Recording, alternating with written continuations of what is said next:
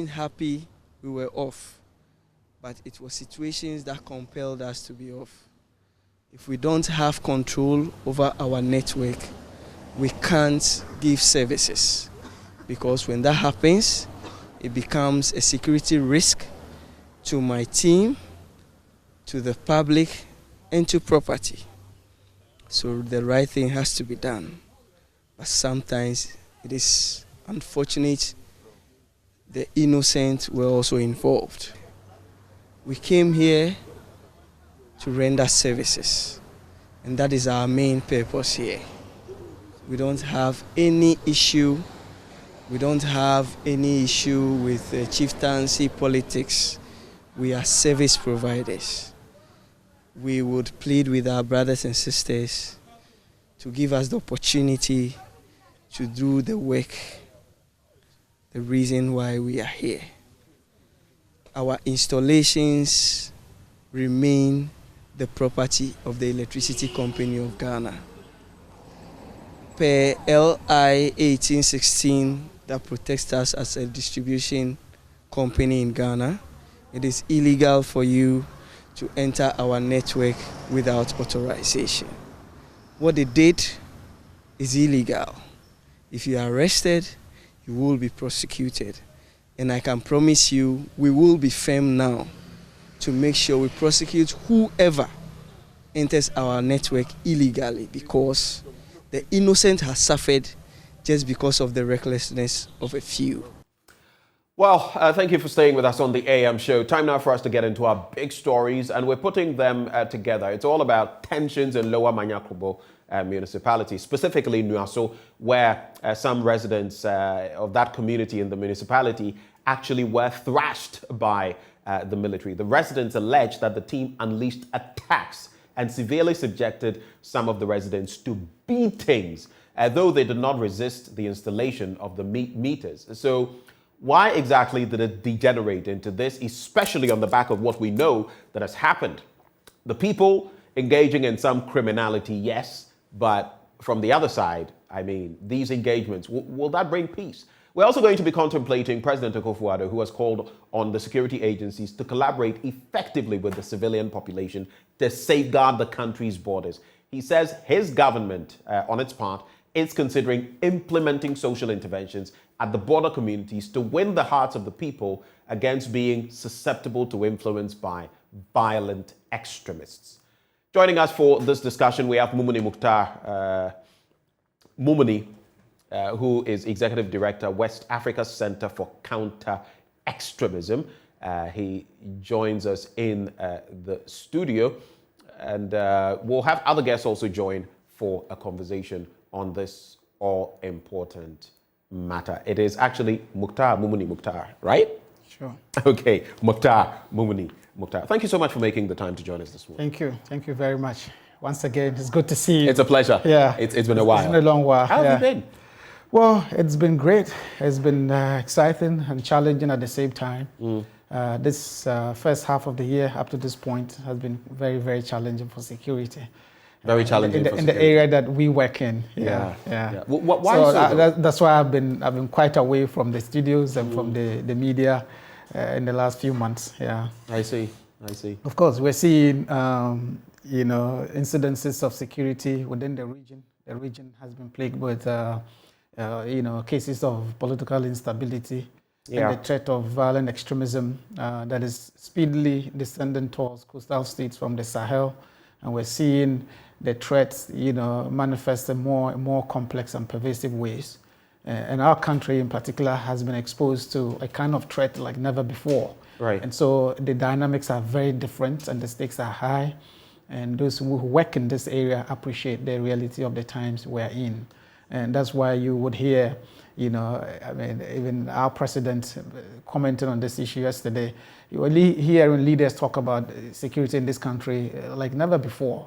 And it tells us that we need to, match up in terms of all our appreciation of the threats, and all of us get involved in contributing to preserving this space and building resilience against, extremism and violence.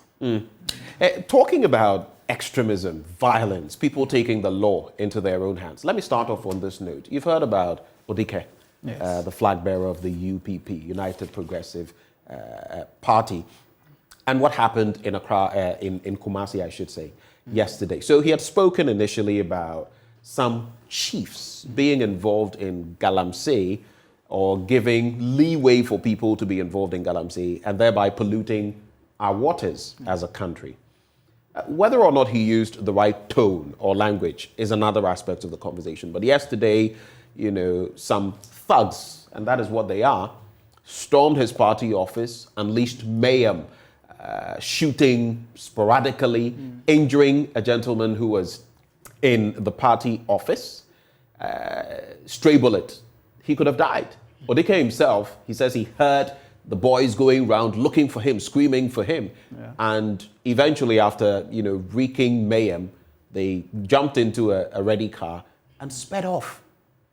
But the question is, he is saying the truth. He is speaking the truth. Even the Otumfuo himself, Osei the second, has made mention of this, that chiefs involved in this should stop it and all of that. So I really don't get it. But what is your take on this? I want us to start from there. Yesterday, I listened to him on your network and several other networks. And it was a very, very worrying tone. And for me, I think that was a near miss for him. When he narrated how this happened in his office, it was a very, very dreadful situation of people taking the law into their own hands, exhibiting a a very, very serious sense of impunity regarding, life. And I think that this highlights a very serious problem in terms of dealing with galamsey problem in this country. It underlines the seriousness of the problem in terms of the complexity and involvement of people in high places, and to think that our chiefs, our traditional leaders who still command a high level of legitimacy and support from the local population would be complicit in this, and not just complicit, but seeking to exert, the authority and silencing anyone who seeks to point fingers at them. And I think that it is about time we took the matter seriously beyond the optics we find in the media by political leaders and, actors. We've seen a lot of things that have happened in the last 4 years about galamsey and galamsey, problems. And yet we are not seeing an end to it. And we actually see, if we listen to the voices on the ground, there's a feeling that this is going on, and this is going on in a very, very pervasive way in this, these parts of the country. And so it's about time we take the matter seriously. We took the bull by the horn and look, chiefs are our leaders, and they are supposed to exhibit a high level of, discipline and show direction and leadership in dealing with problems and not being part of the problem. And for someone to comment on it and criticize leaders or, traditional leaders for being part of the problem and handle or treat it in this manner, it is scary and it is worrying. He's now contemplating, maybe it's a forced apology, but he says, well, he hopes to be president someday, and it's not beyond him to apologize to the chiefs. But what kind of apology would this be?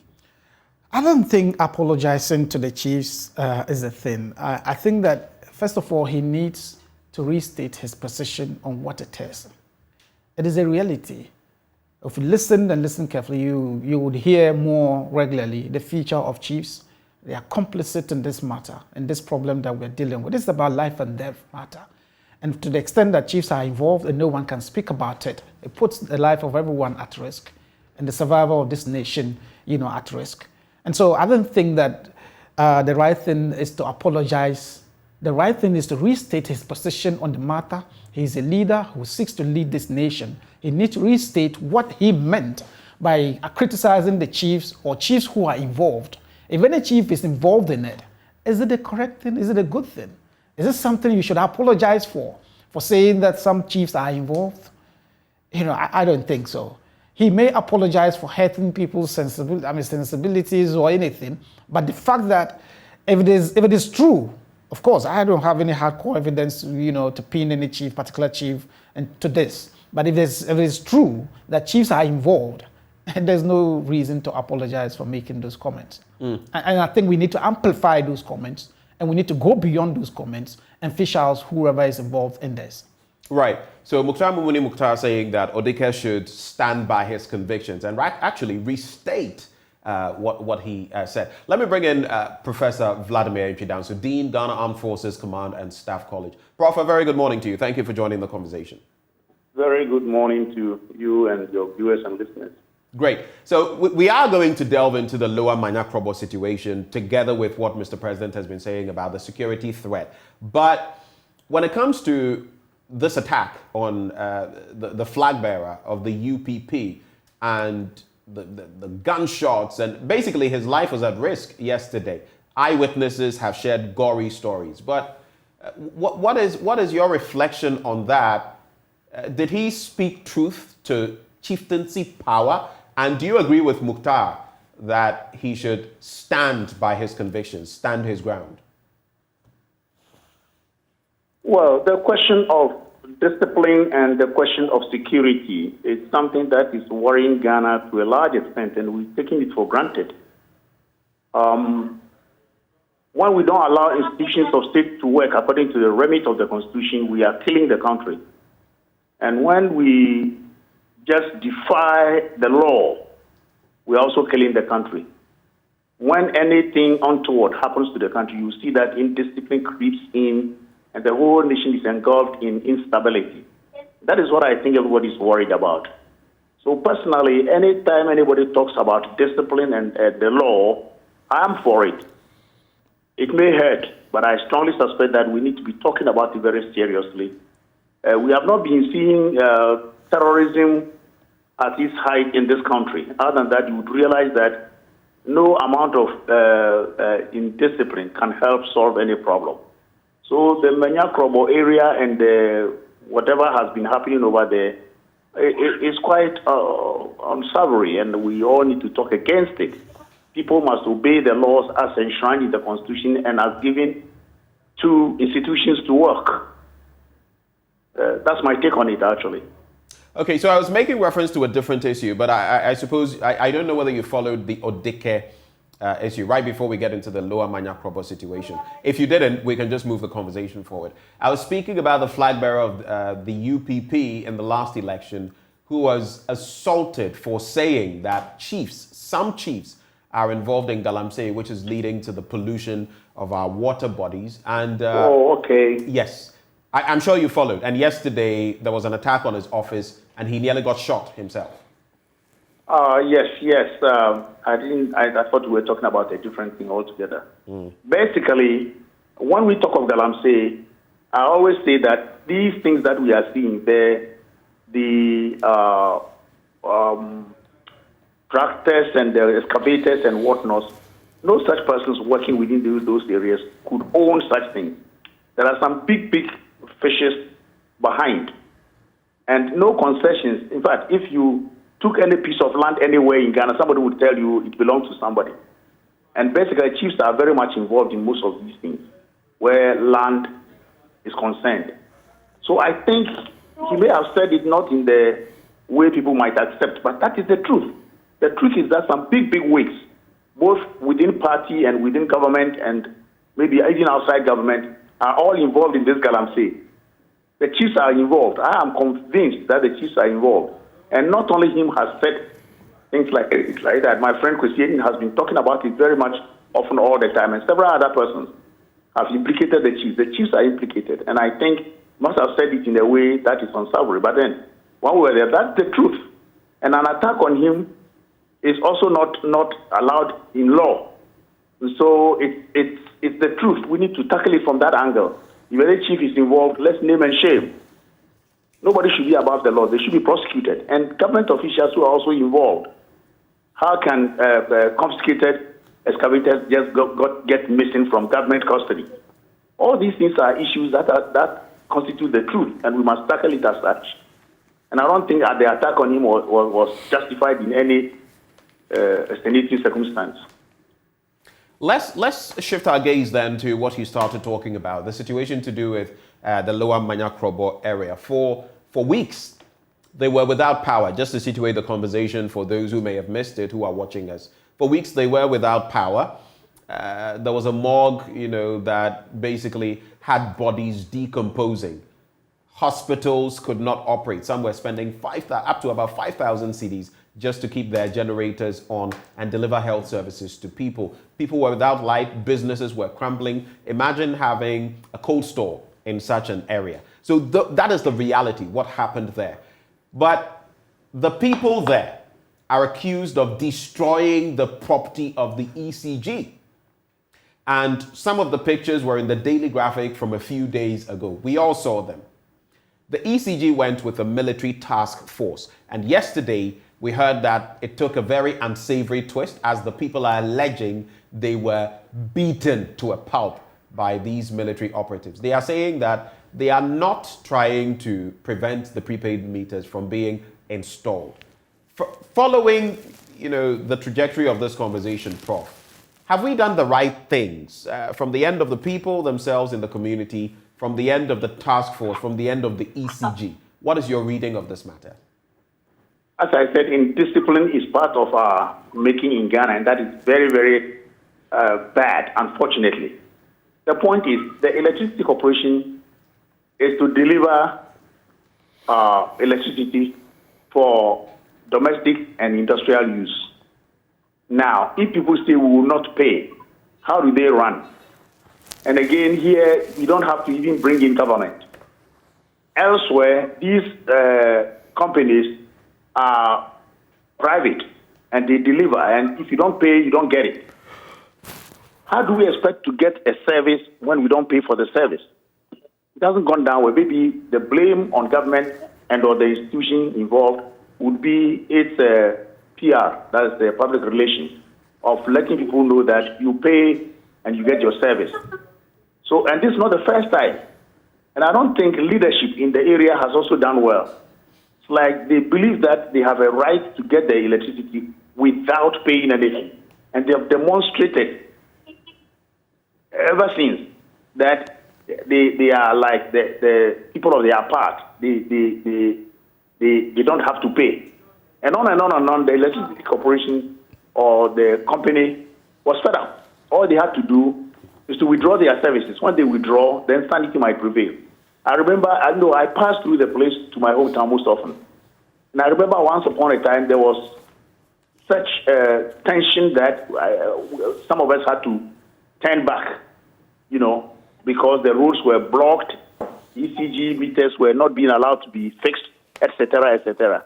And a friend of mine who was returning warned me, because you can't move an inch.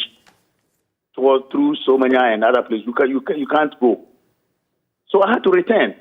I mean, what a society. And then when the police when the civil authority is overwhelmed, they would definitely call in the military. They are the last resort. So calling in the military is part of the constitutional order of this country. So, but calling in the military, yes, I know you are Dean of the Ghana Armed Forces Command and Staff College, but calling in the military, you see, the problem sometimes that people allude to, and your own friend, Professor Kwesi Inning, has said it, in resolving matters of the community like this, you shouldn't bring in the military because they are trained specifically for, they have a specific purpose. Use the, yes, you're saying that. Official violence, right. Yes. Use the police service, like some have said, time and again. Because the military has a different orientation. They are brought in, and this wouldn't be the first time. You actually sat on that committee to deal with other happenings. I believe, was it Idra? Yes, Idra. Yes. Right. So we have experience of when the military is brought in, and not to bastardize or paint them with a negative paintbrush, but what sometimes happens. Right. Was it right using the military in this instance? As I was saying, there are rules of engagement. There are rules and regulations governing how the military should be brought in. And as I said, it is everywhere in the world. I don't think Kwesi was specifically saying you don't have to bring in the military at all, because he knows, as all of us do, that when the police are overwhelmed, there's no way, no amount of witchery or prayers will stop the military coming in. Because if they don't, what will happen is that there will be complete anarchy. And yes, they've been trained to shoot and kill, or that, as you put it. But they've also been trained as to how to handle riots and such situations. But when they also go and they are being overwhelmed, there's no way they will stop shooting at people. It's everywhere in the world. So we don't have to antagonize them in any way. We don't have to create a situation where they really have to be or act like they were in the battlefield. In this situation, there is a history to it. There is a history to the riotous nature of the area. And if the police will not be ready or are not equipped enough to bring about sanity, it is only the military that can bring about the sanity.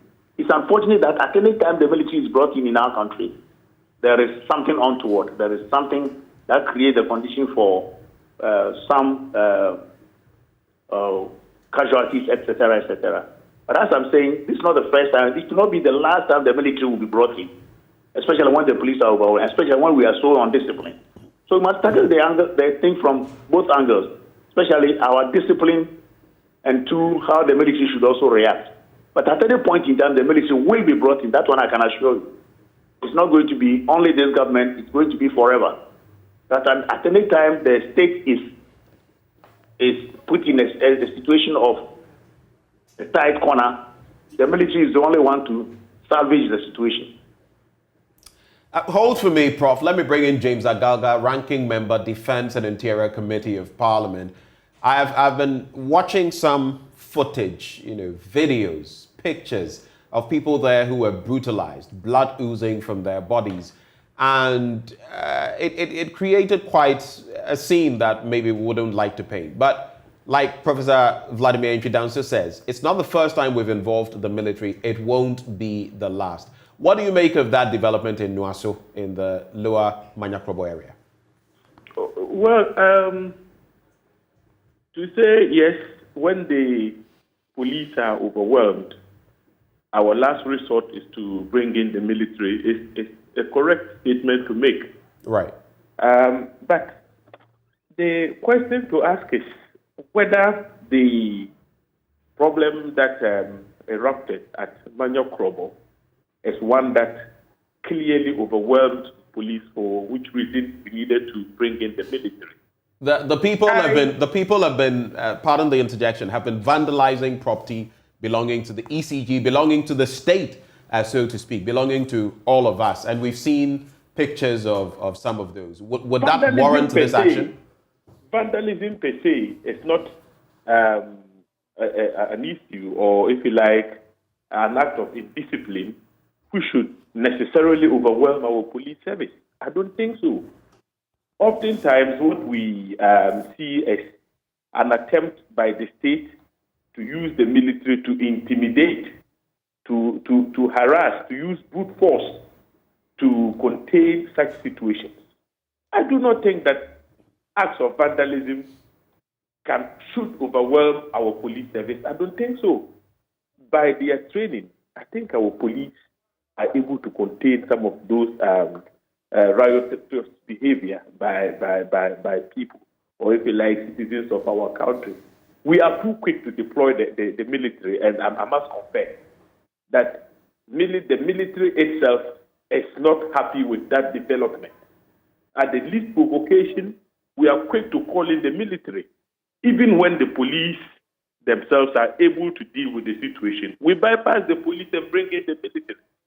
So I think we need to review how and when we deploy the military to take over policing duties in this country. Look, what have been our experiences?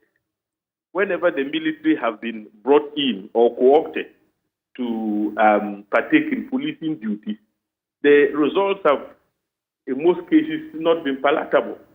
We saw that happen in Pichiman. There were deaths. Would you, by any stretch of imagination, say, in the case of Pichiman, when there was some misunderstanding with regards to the declaration of results, it was appropriate to deploy the military in those circumstances? Clearly, the police were not overwhelmed. But we brought in the military for reasons best known to we ourselves. And we saw the result. Ejura. In Ejura, was it appropriate to call it the military? There was total chaos, misunderstanding between the operatives when they even appeared before ministerial committee that Prof himself was a member of. We saw when they said they needed more personnel, in that sense, they simply wanted more reinforcement. It didn't necessarily mean that they wanted the military to intervene and take over policing duties in the Jura. Now, the results in the Jura were very clear for all of us to see. Once again, we recorded needless deaths, loss of lives. So I think we need to be very clear in our mind that most often the military is deployed in circumstances that would usually not require their immediate deployment. What we cannot deny is that when the police are overwhelmed, even in disaster situations, we call in the military to intervene because we believe they are more resourced. For instance, if you're talking about disasters, they have access to the Navy and all that. And so if it's about flooding situations and so on, they are better equipped to make some interventions here and there. But we need to be circumspect in the way and manner we deploy our military. Like I said before, the military itself, if you speak to some of their senior officers, they're not happy with the way and manner we're quick to deploy them to partake or take over policing functions in our country.